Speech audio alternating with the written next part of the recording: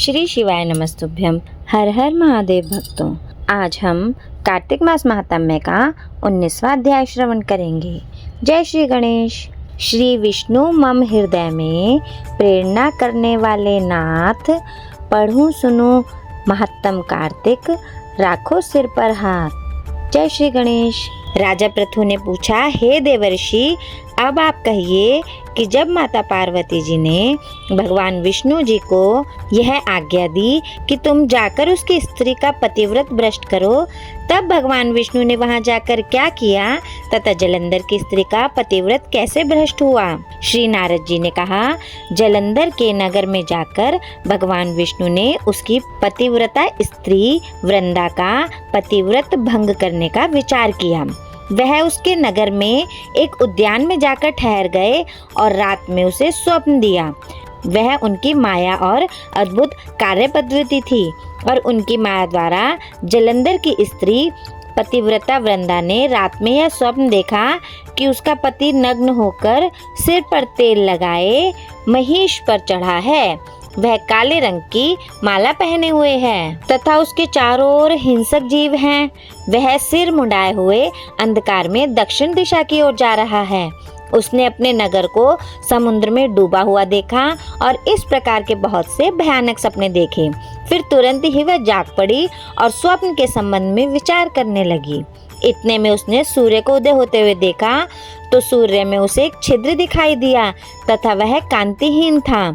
इसे उसने अनिष्ट जाना और भयभीत होकर रोने लगी। वह छज्जे पर गई, अटारी पर चढ़ी, भूमि पर उतरी, मगर उसे कहीं भी शांति प्राप्त नहीं हुई। फिर वह अपने 2 सखियों को साथ लेकर उपवन में गई, परंतु वहां भी उसे शांति नहीं हुई। फिर वह जंगल में निकल गई, पर वहां भी उसे चैन न आया। वन में उसने सिंह के समान 2 भयंकर राक्षसों को देखा, जिससे वह अत्यंत भयभीत होकर वहां से भागने लगी। उसी समय वहां अपने शिष्यों सहित एक तपस्वी आ गया तो वृंदा उसके पैरों को हाथ लगाकर उससे अपनी रक्षा के लिए याचना करने लगी। मुनि ने अपनी एक ही हुंकार से उन दोनों राक्षसों को वहां से भगा दिया।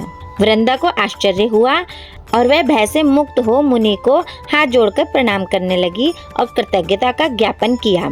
फिर उसने मुनि से अपने युद्धरत पति के संबंध में उसकी कुशल क्षेम का प्रश्न किया। मुनि ने मौन हो आगे पीछे देखकर कुछ कहना चाहा कि उसी समय 2 बानर उनके पास आ हाथ जोड़कर खड़े हो गए। ज्यों ही मुनि ने भ्रकुटी का संकेत किया तो वह उड़कर आकाश में चले गए। फिर वह जलंधर का सिर व धड़ लेकर मुनि के पास आ गए। तब वृंदा अपने पति को मारा जान मूर्छित होकर धरती पर गिर पड़ी और अनेक प्रकार के वचन कहकर दारुण विलाप करने लगी।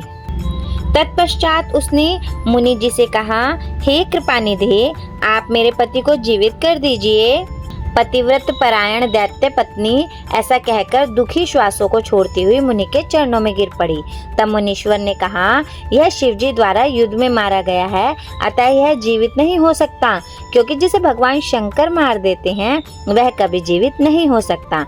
परंतु शरणागत की रक्षा सनातन धर्म है, अतः कृपा करके मैं इसे जीवित कर देता हूँ। श्री नारद जी कहते हैं कि वह मुनि साक्षात विष्णु थे, जिन्होंने यह सब माया फैलाई थी।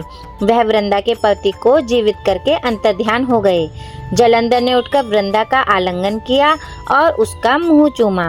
वृंदा भी पति को जीवित देखकर बहुत खुश हुई और अब तक हुई सब बातों को स्वप्न समझा। पश्चात वृंदा सकाम हो बहुत दिन तक अपने पति के साथ विहार करती रही। एक दिन उसने संभोग काल के अंत में भगवान विष्णु को पहचान लिया।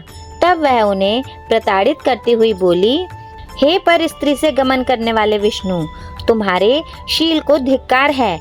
मैंने जान लिया है कि वह मायावी तपस्वी तुम ही थे। हे राजन, ऐसा कहकर वह क्रुद्ध हो पतिव्रता ने अपने तेज को प्रकट करते हुए शाप दिया। वृंदा ने कहा, जो तुमने अपनी माया से 2 राक्षस मुझको दिखाए थे, वही दोनों राक्षस किसी समय तुम्हारी भी स्त्री का हरण करेंगे और उनके विरह में दुखी होकर तुम वानरों की सहायता से वन में भ्रमण करोगे और वह सर्वेश्वर जो इस समय तुम्हारा शिष्य बना हुआ है, वह बंदर रूप धारण कर तुम्हारी सहायता करेगा। फिर कहा कि तुम शिला पत्थर हो जाओ। नारद जी कहने लगे कि हे राजा पृथु, भगवान विष्णु ने देवताओं तथा अपने भक्तों के कार्य के लिए पतिव्रता वृंदा का यद्यपि शील हर लिया, परंतु वे मन ही मन अत्यंत दुखी हुए और बोले कि हे वृंदे, मैंने तुम्हारे श्राप को ग्रहण किया, अतः मैं अवश्य शिला रूप में हो जाऊंगा, परंतु तुम भी वृक्ष रूप होकर मुझको मिलोगी। उसी समय वृंदा अपने पति के चरणों का ध्यान करके भगवान विष्णु के लाख मना करने पर भी अग्नि में प्रवेश कर गई। ब्रह्मादि देवता आकाश से उसका प्रवेश देखते रहे। वृंदा के शरीर का तेज श्री पार्वती जी के शरीर में मिल गया और आकाश में जय जयकार होने लगी। पतिव्रत धर्म के प्रभाव से वृंदा ने मुक्ति प्राप्त की।